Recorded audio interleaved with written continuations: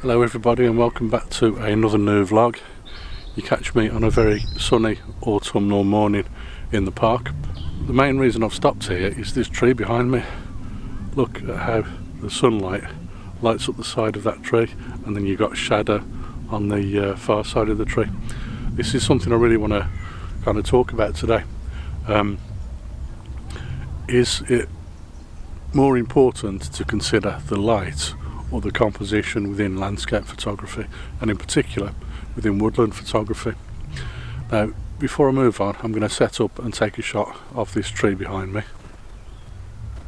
that one there, and see if I can make the most of that side light on the tree and the shadows falling off at the other side of it. Could be quite an interesting one. I've photographed this tree a few times before, but never in this kind of light, so I'm going to set up and take this one then.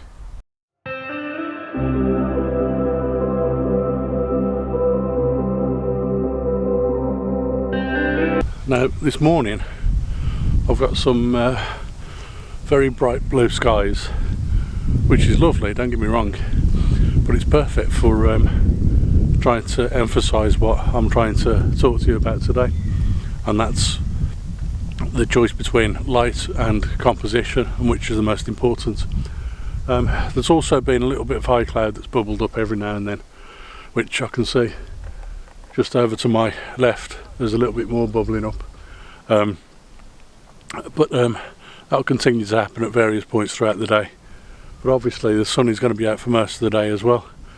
What that does at this time of year is quite interesting, because the sun is starting to get lower and lower on the horizon during the course of the autumn, and it will keep doing that now until about the beginning of springtime, when it starts to head back upwards. And what that does is it alters the way the light looks on the landscape, which is nice for taking photos in the autumn, and that's why quite a lot of landscape photographers just love autumnal photography. I'm going to go and see if I can find another composition now. I don't really know what to expect or what I'm looking for this morning. It was just a last minute thing to get out and enjoy nature and try and get a vlog out of it. So let's head on and see what we can find. This is another great example of where the choice between light and composition comes into play. Just behind me, I don't know how well you can see that with the light. There's a tree which kind of makes a V shape with its two trunks there. And just as I walked through this clearing into the woodland, what I spotted was the light just falling perfectly on the trunks of that tree. So I'm going to quickly set up here and take a photo of this. It's going to be a portrait orientation shot, because the tree is obviously taller than it is wide. But also I just want to capture that area there where the light falls on the tree, so it's not a very wide area. But the problem with this is there isn't an awful lot of available natural light, so I've got to work with what I've got. But the most interesting point here is the composition. It's making sure that the tree looks right in the frame. So that's what I'm going to do now. I'll set this one up and I'll show you the photo in just a moment.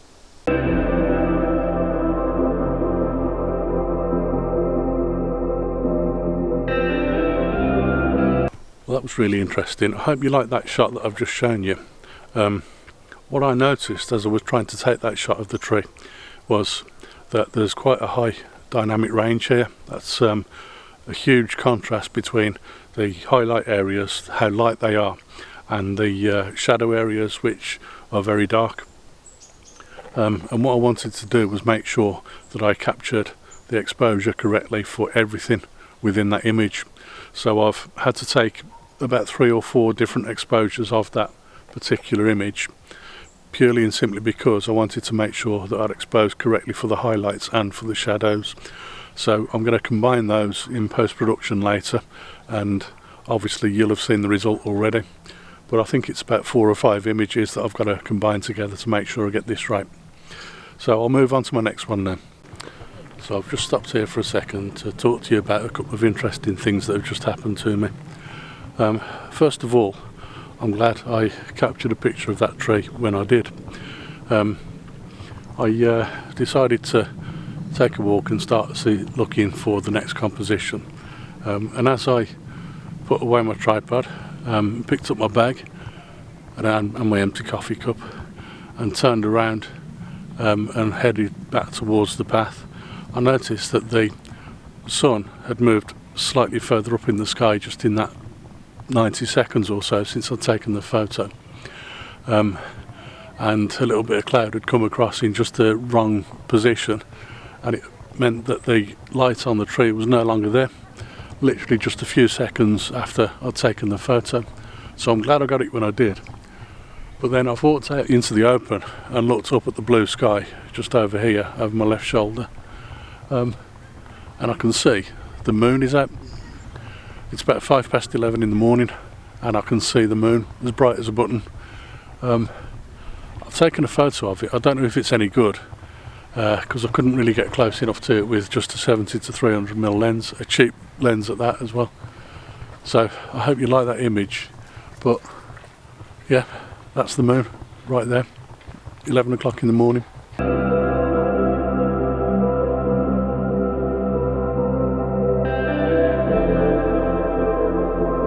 So I think there are two main reasons why I can see the moon so clearly today at 11 o'clock in the morning.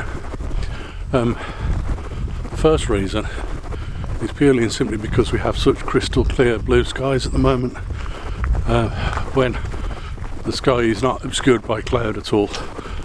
Everything, as far as the eye can see, is bright as a button, just like the moon was. But also, speaking of being bright as a button, you see the brightness on my lens then. Also, we have a situation where the sun is not obscured at all between it and the moon, so the sunlight shines perfectly on the one side of the moon, and we get a perfect view of the moon without anything in the way. I think that's the only reason why I could see it. I'm heading to my next shot now. I don't know what I'm going to get again, but I'm just heading along this path to see if I can find another composition, and I'll let you know when I get there. Sometimes, of course, there's not very much light at all, like in this scenario. Might be a little bit light in the background behind me, but quite often you have to work with what you've got. And here I think there's a composition. Just here there's a tree which is quite dark and in shade, and it looks very, very black, and a dark green. And then there's these two trees much further back which are in brightness at the moment, and I just want to capture a shot of that. It's going to be a portrait orientation shot again, and I think there's a relationship between this tree here and the two trees a little way back, and I think there might even be another tree a little further back from them which also encroaches into the image. So I'll capture a shot of this and show you what I mean.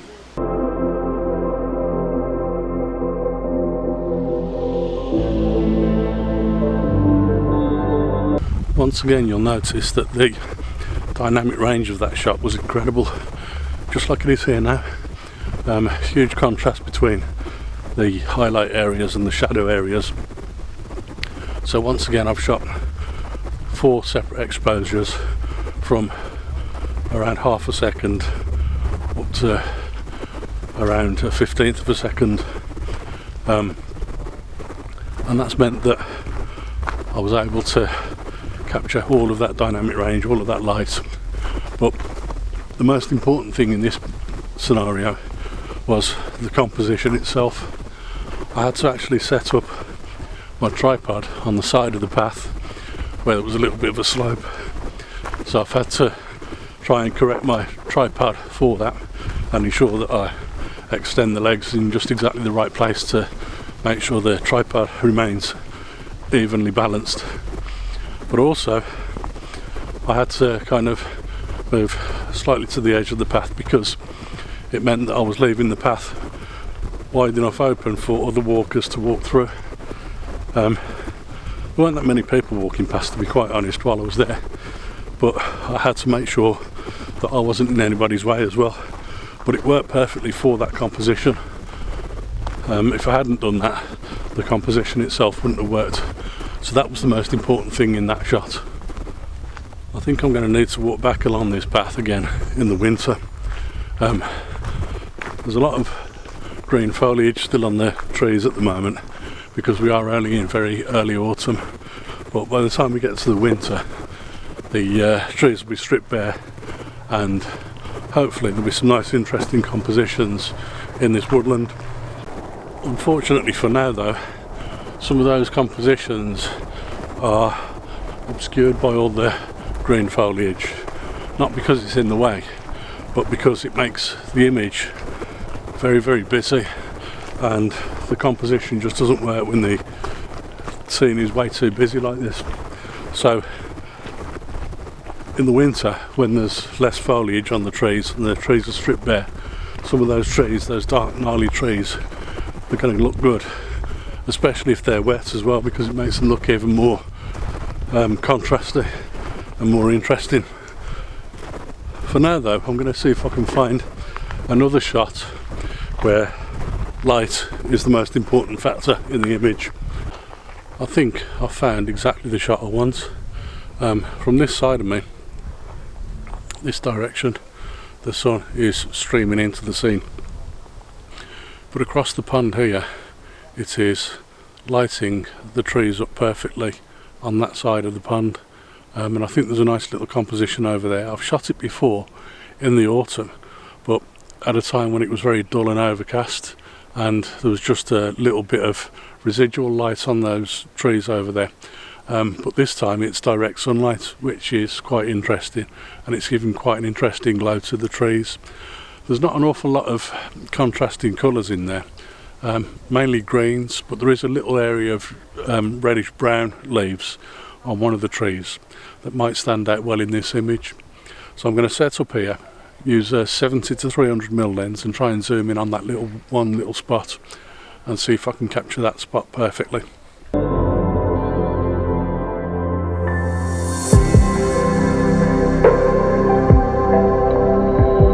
So that is probably going to be my last shot of the day.